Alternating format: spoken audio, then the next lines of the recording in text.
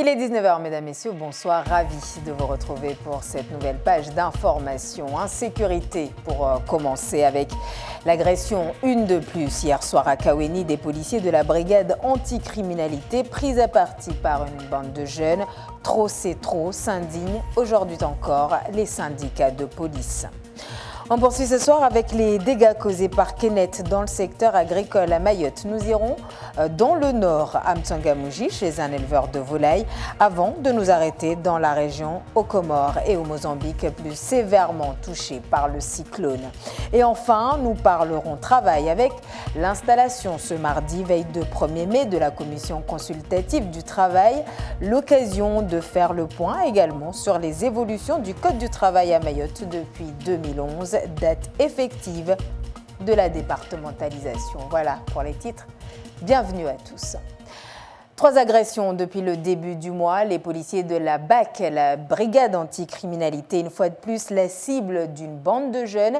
Les faits se sont déroulés hier soir à Kaweni vers 20h. Les fonctionnaires tentaient alors d'interpeller un individu accusé de faits de vol avec violence. Une violence devenue quotidienne pour les forces de l'ordre et les syndicats le déplorent. Yasmine Jafar Al-Dalidi. Le calme est revenu dans les rues de Kaweni après une nuit marquée par des affrontements entre délinquants et fonctionnaires de police. Mais ici, personne n'a rien vu, n'a rien entendu, par peur de représailles. À Kaweni, les bandits semblent faire la pluie et le beau temps.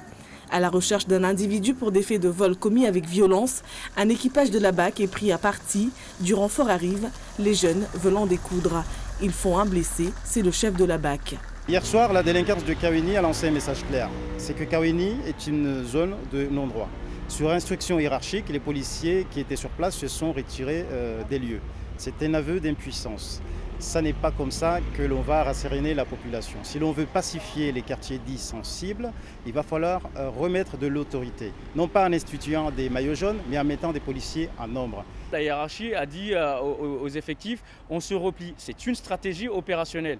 Ok, mais si on avait les effectifs suffisants pour aller au devant, est-ce qu'on aurait pu franchir ces obstacles qui ont été mis de part et d'autre par ces individus violents qui étaient en face et qui agressaient nos collègues? C'est une question que je pose.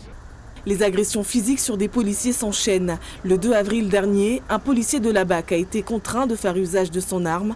Un cas de légitime défense face à un individu armé d'un bâton clouté. Les forces de l'ordre seraient-ils submergées par la réalité du terrain ?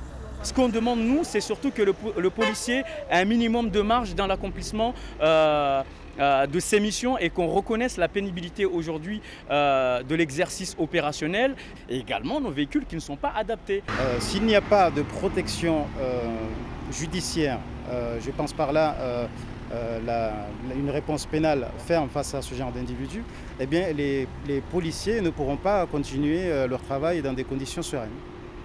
Des policiers devenus des cibles à Mayotte, une vague de suicides dans l'Hexagone, le malaise et un mal-être semblent installés au sein de la police.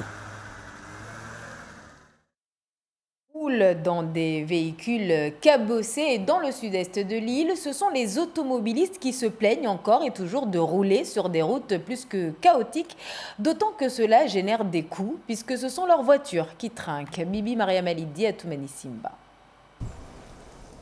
Des voitures qui slaloment, une scène de vie quotidienne sur les routes du sud-est de l'île. Entre Mtsamoudou et Kanibé, des nids de poules indénombrables, une route cabossée, les usagers désabusés se sentent délaissés. Je suis dans la commune de Dembéni, mais là, je suis étonné. Je ne sais pas, on dirait qu'il n'y a pas des autorités par ici, quoi. Et vous êtes prêt à repasser par ici pour une petite balade? Ah non, impossible, parce que là, il faut réfléchir plusieurs fois pour faire ce tronçon de route. On dirait qu'ici, c'est les oubliés. Je dirais même ces gens-là. On dirait qu'il n'y a pas une population qui vit ici. C'est vraiment difficile. Je leur plains, franchement. Ça m'est arrivé, j'ai changé mon pneu le matin. Quand je suis arrivé à Mamoudou, j'ai changé mon pneu. Quand j'arrive ici, je roule. Les 2 pneus, paf. Donc voilà, donc ça arrive souvent, quoi. Donc c'est très difficile. Tellement les nids de poules sont tellement grands que deux fois, si on pouvait soulever la voiture pour le mettre de l'autre côté pour pouvoir monter dans la voiture pour y aller. Parce que sinon, les c'est pas des nids de poules, je sais pas, des nids de maison ou j'en sais rien, mais en fait, la route, elle est quasiment cassée. L'association des usagers de la route de Mayotte lance un cri d'alarme.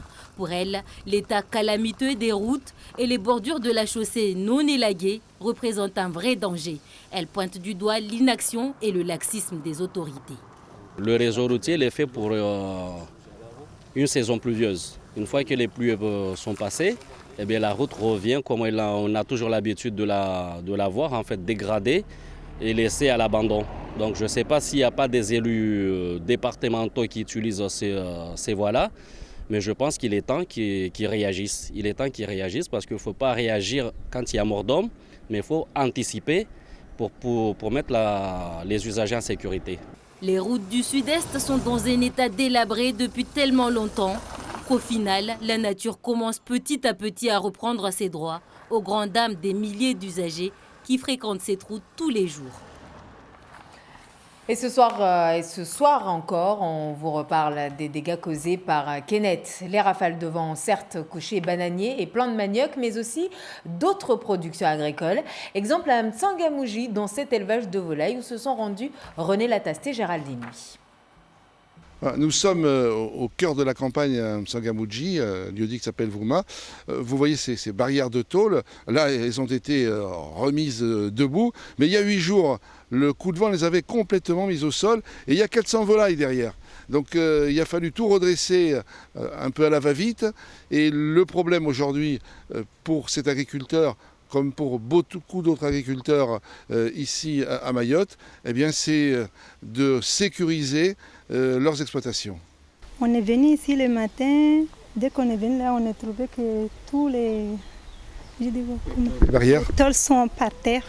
Après, mon mari il vient tout de suite chercher quelqu'un pour les réparer, pour l'aider pour les réparer tout là. Donc c'est une réparation provisoire. Oui. Et c'est obligatoire parce qu'autrement les animaux vont s'échapper. C'est obligatoire parce que si on laisse tout libre, les animaux vont tous sortir pour rentrer là-bas. Cet élevage caractérise bien le type d'exploitation à Mayotte. Une exploitation familiale de petite taille et dont la production est vendue sur le marché local. Face aux dégâts de la tempête et aux contraintes réglementaires pour obtenir des aides après une éventuelle déclaration de calamité agricole, le syndicat agricole développe une approche adaptée. C'est une situation très complexe. Nous demandons simplement si c'est avéré catastrophe, calamité agricole. On demande tout simplement que tous les agriculteurs puissent bénéficier de cette rémunération. Pourquoi ? Pourquoi ? Tout simplement parce que l'agriculture de Mayotte, on n'a pas tous les éléments de construire l'agriculture. Donc on le construit dans la situation très difficile. On n'a pas d'eau agricole, on n'a pas de système d'irrigation, tout ça. Rendez-vous important jeudi où syndicats et direction des affaires agricoles et de la forêt se retrouvent pour définir une méthode de travail et un planning de visite des exploitations. Aux Comores, on vous le disait, Kenneth a fait beaucoup plus de dégâts que chez nous, avec au moins 4 morts, plus de 180 blessés et quelques 15 000 déplacés d'après le dernier bilan. Le ministère des Affaires étrangères et de la coopération internationale a publié un communiqué expliquant la situation dramatique dans laquelle est plongé le pays suite au passage du cyclone. Et l'aide internationale s'organise pour aider les Comores, mais aussi le Mozambique frappé également par Kenneth. Un mois tout juste après Idaï, des dizaines de milliers d'habitants sont en détresse. Une trentaine a péri à l'extrême nord du pays, pays qui fait face aujourd'hui à de violentes inondations. Les dernières images commentées par Bruno Satt. Pas de répit pour le Mozambique. Le pays se remettait à peine du passage d'un cyclone puissant dans le sud le mois dernier. Cette fois, c'est un nouveau cyclone, Kenneth, qui a déclenché des pluies torrentielles dans le nord avec des vents atteignant parfois 280 km/h. Les inondations ont coupé des centaines de milliers de personnes du monde extérieur, notamment dans la ville de Pemba. Le nombre de morts est élevé. Des milliers de maisons ont été détruites, laissant de nombreux sans-abri. Mais l'urgence est d'abord alimentaire. Nous sommes ici pour aider les gens qui n'ont rien à manger. Ils ont besoin de pain et de maïs. Mais j'essaie de vendre quelque chose à tout le monde. Nous devons avoir 700 000 personnes en danger après le cyclone et 200 000 en très grand danger.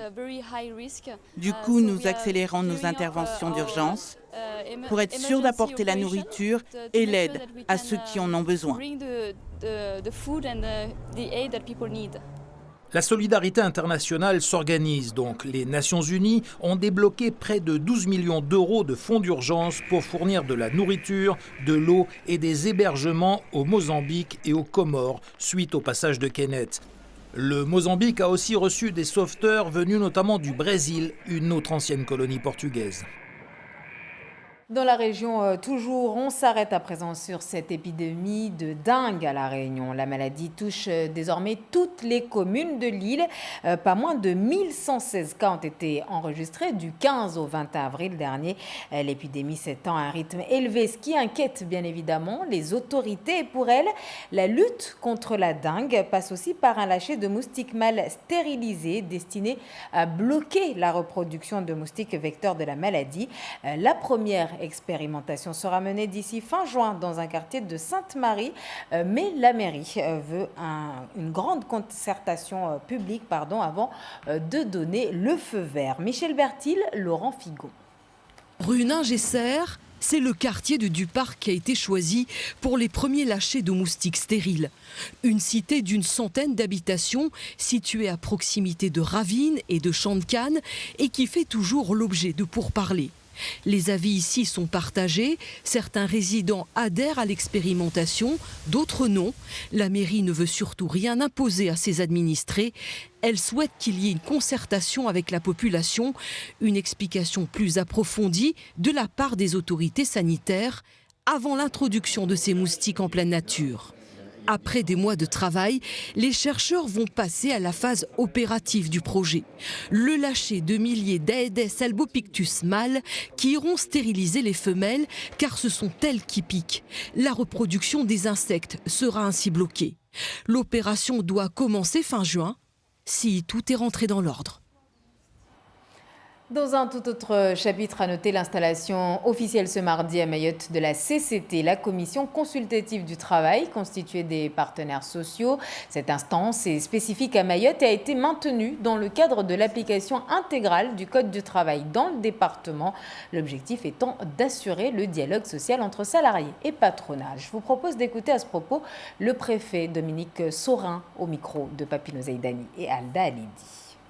Aujourd'hui, tous les partenaires sociaux étaient présents et on a pu parler de méthodes pour avancer sur un certain nombre de sujets et notamment sur l'application des conventions collectives, ce qui est un point important à Mayotte, et voir comment on va pouvoir travailler sur la déclinaison de ces conventions collectives à Mayotte. Et nous sommes convenus aussi de nous réunir rapidement pour parler, on a employé le terme de conférence sociale. C'était une demande forte des organisations syndicales.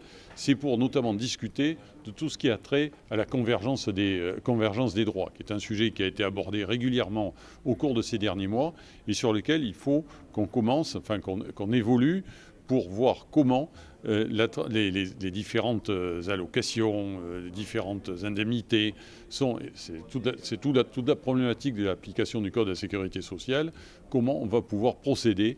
Et cette commission sera une instance de dialogue pour aussi faire des propositions aux différents ministères concernés. Et voilà qui nous emmène à voir ensemble de quelle manière a évolué le Code du travail à Mayotte depuis 2011, date de l'accession à la départementalisation. Un Code du travail qui tend vers celui du droit commun, tant souhaité par les partenaires sociaux. Liad Bonaïssa.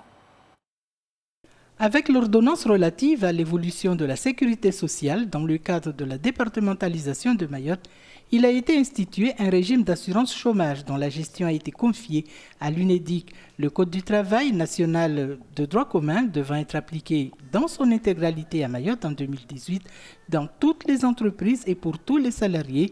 Le travail de transposition du droit du travail national n'a pas été simple ni facile, avec le scepticisme des syndicats sur le plan des inégalités dont Mayotte fait les frais. Depuis 1991, Mayotte était dotée d'un code de travail propre. Avec la départementalisation, les lois et règlements devaient mentionner expressément leur application sur l'île. Depuis 2011, la convergence du droit local vers le droit national est la règle. En 2012 et 2013, plusieurs ordonnances sont venues modifier le code du travail de Mayotte dans l'objectif d'un alignement progressif du code du travail mahorais vers le droit national. La NPE est devenue Pôle emploi qui assure le suivi des demandeurs d'emploi en leur proposant un accompagnement personnalisé et des bilans de compétences.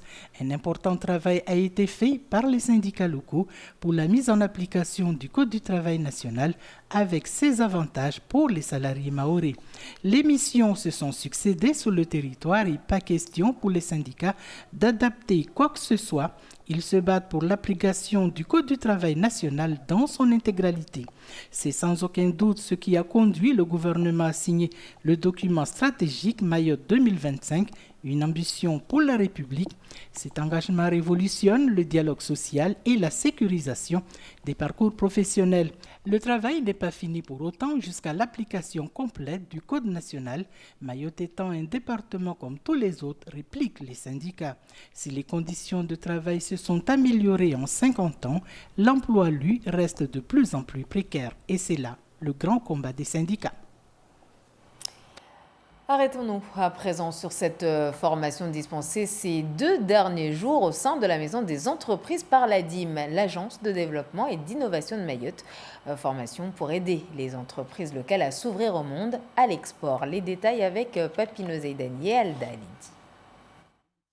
Permettre à des restaurateurs de l'île de se promouvoir, c'est justement le bien fondé de la plateforme mise en place par ce directeur commercial.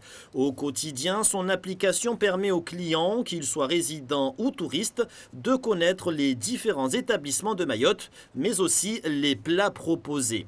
Pour ce faire, le web marketing demeure le plus efficace. Nous vivons dans un monde qui est connecté. Les gens utilisent beaucoup Internet pour se faire connaître. Et nous, c'est ce qu'on a fait. On a réussi à travailler à l'international avec des freelancers qui sont basés en Inde, qui sont aussi dans d'autres pays. Et aujourd'hui, avec Internet, on peut tout faire. Or, cette formation qui parle du marketing en ligne est vraiment adaptée à nous. Et on remercie beaucoup d'ailleurs l'ADIM de l'avoir mise en place. Une formation avec comme objectif de présenter aux entreprises de Mayotte un modèle pour les aider à se développer dans le reste du monde. Le web à l'international, une stratégie commerciale qui fait ses preuves. Aujourd'hui, à travers le monde, de multiples entreprises utilisent le web, soit pour vendre vers des marchés étrangers, soit pour trouver des clients au travers d'un site vitrine. Et au travers de cette réunion, on voit une méthodologie qui leur permet aux entreprises qui participent d'utiliser des outils pour se développer de façon simple vers des marchés étrangers. Mayotte présente un potentiel touristique absolument unique qui me semble assez méconnu aujourd'hui à travers le monde et le web permettra aux entreprises de la région de trouver des clients potentiels sur les marchés étrangers.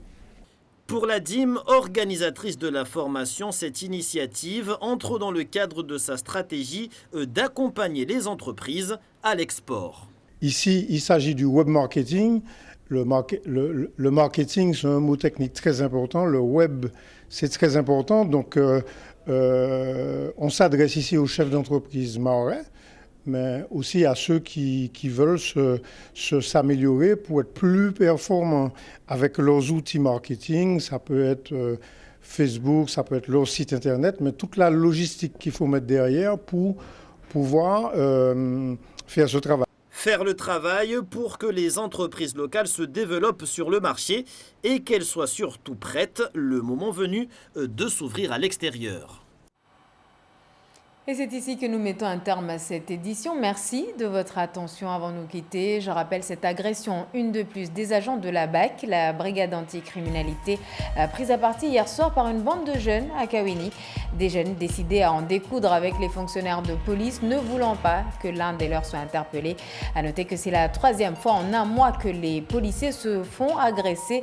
Des agressions de plus en plus virulentes et déplorées par les syndicats de police. Et j'ajoute également que s'agissant d'hier soir. Il semblerait que 2 individus, les meneurs des affrontements, aient été interpellés. Merci de votre attention. Demain, 1er mai, à l'occasion de la fête du travail, l'invité de Zakweli en radio dès 7h15 sera Salim Naouda, secrétaire départemental de la CGTMA. Mais pour l'heure, je vous laisse en compagnie de Darwesh Daou pour le journal en Morée. Excellente soirée à vous et à demain.